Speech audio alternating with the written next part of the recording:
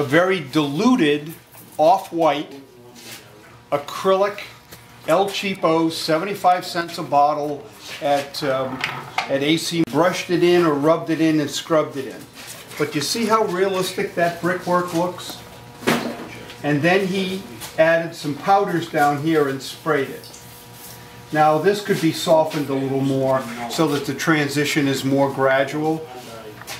I'm sure if you go into a city you can find that it looks like this somewhere. That's from the rain hitting the dirt.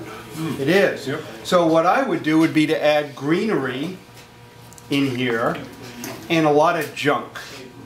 Junk, boxes, pieces of wood, newspapers. And most kits today have, if they're quality kits, they're going to have folded up newspapers, they're going to have boxes, and they'll have, don't throw away any of the wood when you cut up a kit, a wooden kit.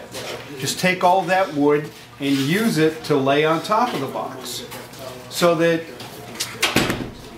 now remember when I talked about highlight and shadows? Mm-hmm. This was all this color. This was rubbed with weathering powder. You can go down to Main Trains and get the AIM weathering powder. This is sort of a brownish one. And you brush it in. You almost scrub it in. But then you rub over the tops to create the highlights again. So you have the shadow, the base color, and the highlight, just like we talked about. See the highlights here? See the shadows here? That's the way a real building looks.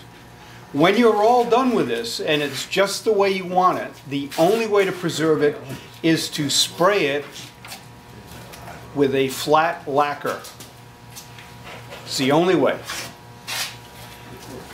Now, I've had people say to me that they've gone to Walmart and bought flat lacquer. No. The lacquer that works is about that big, and it probably costs $5, but it's the only one that really does it. You spray your engines, you spray your cars, you spray your buildings, and that seals them. If I'm weathering an engine, I will cover all the wheels and then spray it with dull coat, which is what we're talking about. Spray the whole engine with dull coat and then use the weathering powders. Why do you spray it first? Because you need the dull coat to create the grip. Even after it's dry, it has grip. Plastic is just slippery. The dull coat works like a primer. So you can weather it then. Usually a lightish brown.